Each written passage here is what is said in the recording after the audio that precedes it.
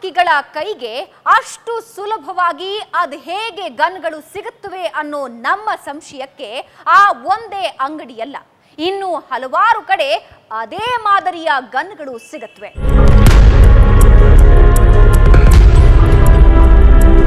Asian ಆರ್ಮರಿಯಲ್ಲಿ licence ಇಲ್ಲದಿದ್ರೂ gun ತರಿಸಿಕೊಡುವ gun ಡೀಲರ್ಗಳು ನಮಗೆ ಸಿಗ್ತಾರೆ. ಇನ್ನು ಇದೇ ರೀತಿ ಬೆಂಗಳೂರಿನ ಮತ್ಯಾವ ಭಾಗಗಳಲ್ಲಿ ಕಾನೂನು ಬಾಹಿರವಾಗಿ ಅಂತ ವೆಪನ್ಗಳು ನಮಗೆ ಸಿಗುತ್ತವೆ. ನಾವು ನಮ್ಮ ಕಾರ್ಯಾಚರಣೆ ಮುಂದುವರಿಸಿದ್ವು. ಈ ಬಾರಿ ಮತ್ತೊಂದು ಕಡೆ ನಾವು ಹೋಗಿದ್ದು 50 ವರ್ಷಗಳಿಂದ ಇರುವ ಬೆಂಗಳೂರು ಆರ್ಮೋರಿಗೆ.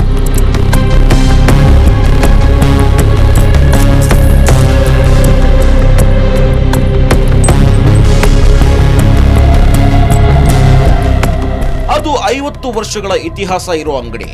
ಹೊಸಬರ್ಯಾರು ಅಲ್ಲಿ ಹೊಸ ಭಾಷೆ ಮಾತನಾಡುವಂತಿಲ್ಲ.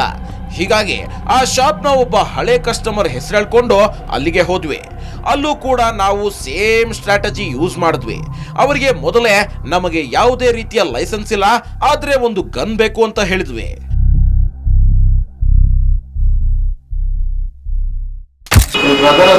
ಇದಿದೆ ಸರ್, ಡಮ್ಮಿ ಇದೆ, ಆ ಥರ ಬೇಕು ನಮಗೆ. ಇದೆ ನಮ್ಮ ಹತ್ರ ಇಲ್ಲ, ಪಾರ್ಟಿ ಹತ್ರ ಇದೆ. ನೀವು ಅಡ್ವಾನ್ಸ್ ಕೊಡೋದು ಅಂದ್ರೆ ಕೊಡ್ತೀನಿ ನಿಮ್ಗೆ.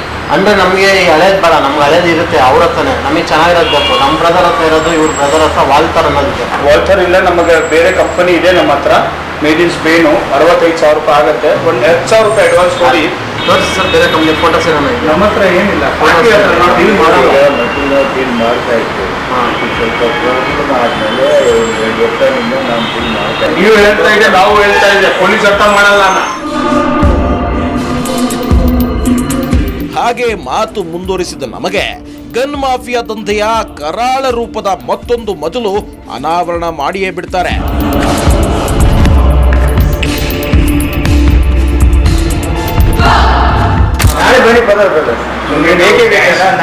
ವೈಟ್ ಮಾಡೋದು, ಅದು ವೈಟ್ ಆಗುತ್ತೆ. ವೈಟ್ ಮಾಡೋದನ್ನ ವೈಟ್ ಆಗ್ಬಿಟ್ಟು ಪಕ್ಕದಲ್ಲಿ ATM ಇದೆ. ಫ್ಲಿಪ್ಕಾರ್ಟ್ ಇದ್ರೆ ಪಕ್ಕದಲ್ಲಿ ATM ಇದೆ. ನೀವು ವಿಡ್ರಾ ಮಾಡಿ ಬರ್ಬೇಕು. ಇದೇನು ಲೈಸೆನ್ಸ್ ಇಟ್ಕೊಳಂಗಿಲ್ಲ ಅದು, ಅದಕ್ಕೆ ಬೇಡ. ನಮ್ಮ ಹೆಸರು ಹೇಳ್ಬಾರ್ದು ಅಷ್ಟೇ. ನಮ್ಮ ಹೆಸರು ಹೇಳ್ಬಾರ್ದು ಅಷ್ಟೇ. ನೀವು ಕೊಟ್ರಿ ಅಂತ ಇನ್ಯಾರಿಗೆ ಸ್ವಾಮಿ ಹೇಳ್ತೀವಿ?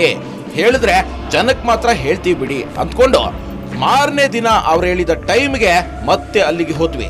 ಹೋದ ನಮಗೆ 2 ವೆರೈಟಿ ಮಾಡೆಲ್ ಪಿಸ್ತೂಲ್ಗಳನ್ನ ಮುಂದಿಟ್ರು. ಮತ್ತೆ ಅವರಿಂದ ನಮಗೆ ಹೆದರಿಕೆಯ ಮಾತುಗಳೇ. ನಾವು ಸೇಫ್ಟಿ ನೋಡ್ತೀವಿ. ನಾವು ಲೈಸೆನ್ಸ್ ಹೋಲ್ಡರ್ ಮಾತ್ರ ಕೊಡೋದು. ನನ್ನ ಅಪ್ಪ ನೀವು ಎಲ್ಲ ಕನ್ವಿನ್ಸ್ ಮಾಡಿದಂದ್ರೆ ನಾವು ಕೊಡ್ತಾ ಇದ್ದೆ.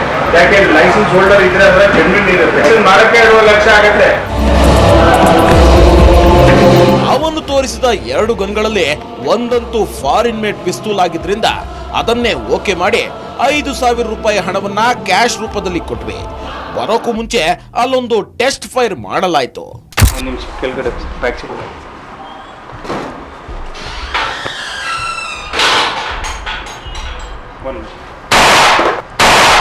ಅಬ್ಬಬ್ಬಾ, ಅದೇನ್ ಸೌಂಡು! ಎಂತ ಆಳೆತ್ತರದ ಮನುಷ್ಯ ಆದ್ರೂ ಈ ಸೌಂಡಿಗೆ ಭಯ ಬೀಳಲೇಬೇಕು. ಈಗನ್ ಎದುರುಗಿಟ್ರೆ ಎದುರಾಳಿಯ ಬಳಿ ಇರೋದೆಲ್ಲ ಕೊಟ್ಟು ಹೋಗ್ತಾ ಇರ್ಬೇಕಷ್ಟೇ. ಅಲ್ಲಿಂದ ಹೊರಬರುವಾಗ ಮತ್ತೊಂದು ಕೋಡ್ ವರ್ಡ್. ಕಾರ್ಟ್ರೇಜ್ ತಗೊಳಕ್ ಬರ್ತೀನಿ, ಚೆಕ್ ಮಾಡಿದ್ವಲ್ಲ ಅಂತ ಹೇಳ್ತೀನಿ. ಪಿಸ್ಟಲ್ ಹೇಳಿ. ಅದೇ ಕಾರ್ಟ್ರೇಜ್ ತಗೊಳಕ್ ಬರ್ತೀನಿ, ಚೆಕ್ ಮಾಡಿದ್ವಲ್ಲ ಅಂತ ಹೇಳ್ತೀನಿ. ಪಿಸ್ಟಲ್ ಹೇಳಿ. ಅದೇ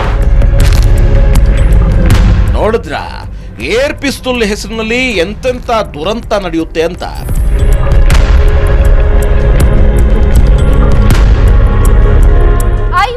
ವರ್ಷಗಳಿಂದ ನಡೆಸ್ತಾ ಇರೋ ಈ ಗನ್ ಶಾಪ್ ನಲ್ಲಿ ಅದೆಂತಹ ಅಕ್ರಮ ನೋಡಿ. ಏರ್ ಪಿಸ್ತೂಲ್ ಹೆಸರಲ್ಲಿ ಇಲ್ಲಿ ಒರಿಜಿನಲ್ ಗನ್ಗಳನ್ನ ಮಾರಾಟ ಮಾಡ್ತಾರೆ. ನಮ್ಮ ಕಾರ್ಯಾಚರಣೆ ಇನ್ನೂ ಮುಗಿದಿಲ್ಲ. ಒಂದು ಸಣ್ಣ ಬ್ರೇಕ್ನ ನಂತರ ಮುಂದೆ ಹೇಳ್ತೀವಿ.